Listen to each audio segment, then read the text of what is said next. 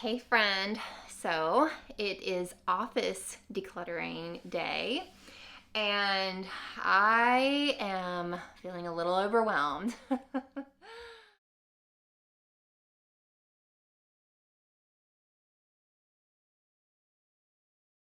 was actually just standing here with my hands on my hips thinking, what do I even do first? Even if you're a pro at organizing and decluttering, sometimes you even get overwhelmed yourself. So don't think that you are all alone in this journey, okay? We all get overwhelmed. And so I was standing there and I was like, what do I even do first? Okay, well, I had to go back to my systems. I had to go back to my flow of decluttering. And I know that I have to clear a workspace first. Okay, so I'm looking around and I'm like, where is that workspace gonna be? I mean, clearly I have stuff all over the floor. Clearly I have stuff all over the desk. Where am I gonna put the workspace? Well, I always recommend creating a workspace that is not where your clutter is, okay? So since my clutter is on the floor, I am going to clear off my desk and organize things or go through and sort things on my desk, and that's going to be my place of work. So I am actually going to clear the floor first and then work from my desk as my workspace. So you always want to designate a clear workspace, and if it's in your office, highly recommend either your desk or the floor. If you are clearing your desk and your desk is the place that has all the clutter, I would work on your floor. But if your floor is the thing that has all the clutter, then you're going to move the items to your desk. So join me as I declutter my own office. So let me tell you a little bit about this space before I get started. It used to be a huge bathroom that we turned into a smaller bathroom and an office for me to work from home.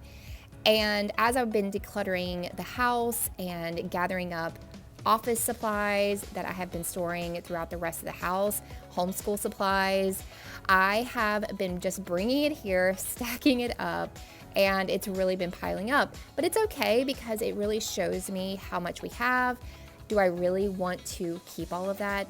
Probably not. So it's totally okay to bring all of your clutter to one spot to work from, especially if all of the materials or all of the supplies are related to a particular function in your home or a particular purpose. So a lot of this stuff is office supplies, homeschool supplies, and if I had them spaced out all throughout the house, I really wouldn't know what all I had, and I really wouldn't be able to weed out and let go of some things. So bringing all of those materials to this one central location that is all related, I know how much I have, and I'm able to see it clearly and be able to work through that particular category.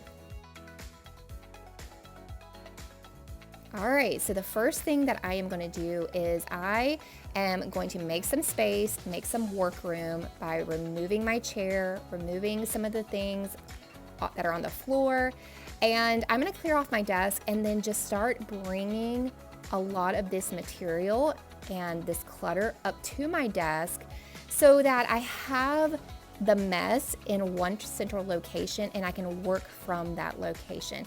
Having it all over the floor, I don't want to trip over it. It just creates an even more messy area, and I like to really work from a central location. I like to start with a clear workspace, and in other rooms, that might be the dining table, that might be the top of my bed, that might be a floor, but I want to bring all of the clutter that I am working through to one area and then create a workspace. So I'm bringing everything up to my desk, and then I'm going to sort things out on the floor because the floor is really big and I can spread everything out, making different categories of where I need to take things to return them to other parts of my house, if I need to donate them, if I need to give them to somebody else or to sell. I have that big workspace to sort everything out. So if you are decluttering your own home, bring all of your clutter to one spot and then create a spot or an area, cleared off area that you can work from. You really want to be organized in your sorting and in your decluttering, or it's just going to overwhelm you and frustrate you.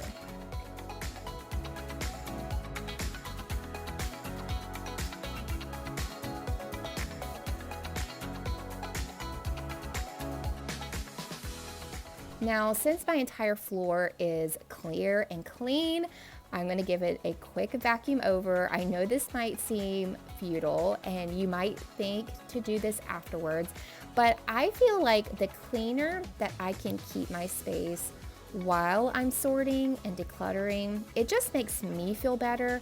It gives me more motivation. It helps me to feel mindful of what I'm doing. So take the extra step to clear and clean the area that you're working in.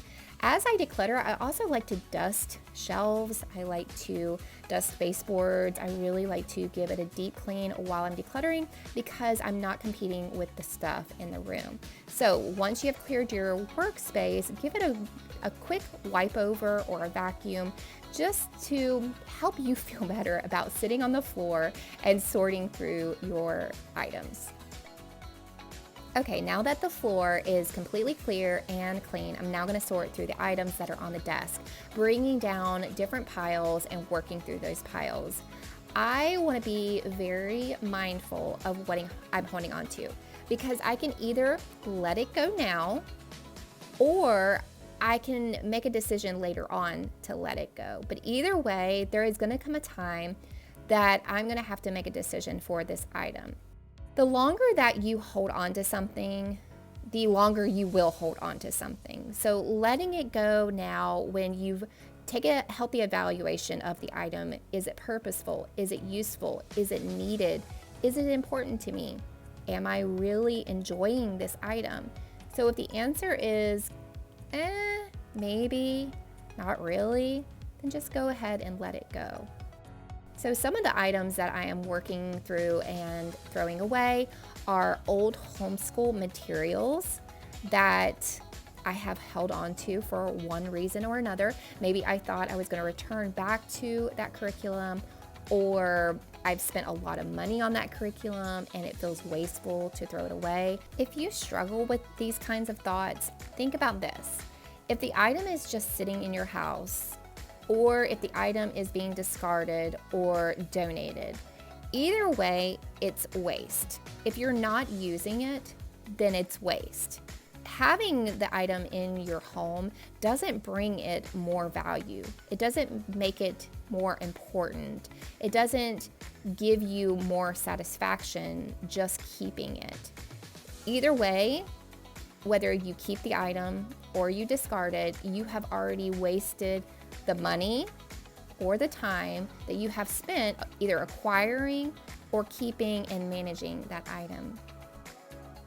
It is okay to let go just for the fact that you want to live with less. I have finished going through all the items that were on my desk and it's completely cleared off. And you can see here that I have just spread out all of the different items that I want to keep, creating different categories.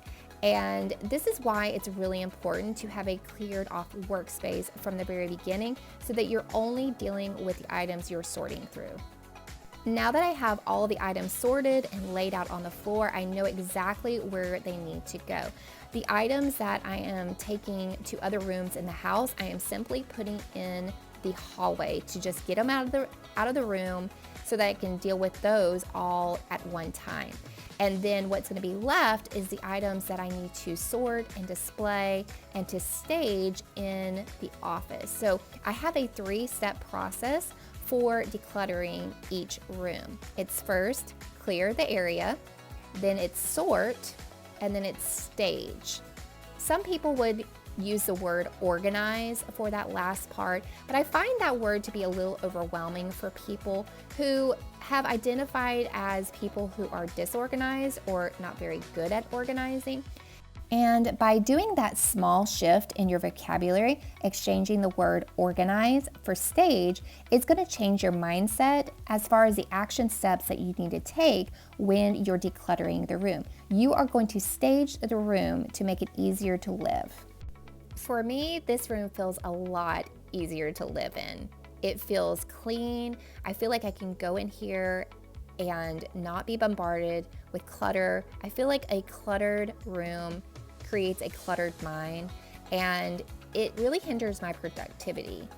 I don't feel good when I'm surrounded by clutter. It feels like a lot of undone projects, and I don't want that weight on me at all times. So it's really good to take the time sometimes to address these areas in your home.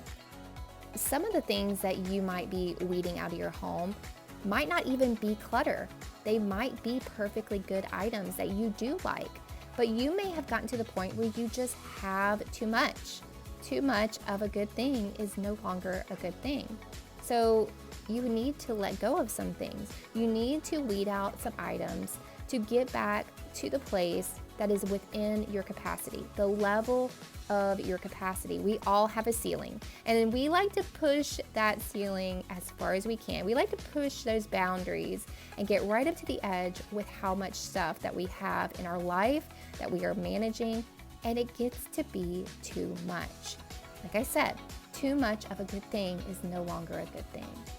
Now that I've sorted through this entire office and I have decided what I want to keep, this is not done. This is not a one-time I declutter and I'm completely done. I never have to come back here ever again. No, as my life changes, as I grow as a person, as I get better at living more minimal, I am going to come back to these rooms and all the rooms in my house and see what else I can let go of. You really don't need as much as you keep and as much as you think you need to survive. Living with less actually provides you with so much more time, so much more peace of mind, and so much freedom. I know how hard it is to let go. It is hard for me sometimes as well. So that's why I've realized how important it is to have support. So if you are someone who is ready to let go and you need extra support, make sure that you subscribe to the channel, subscribe to the podcast, and get on my email list where I send out weekly tips and action steps to help you let go. All right, I'll see you right here next time at Habits and Home.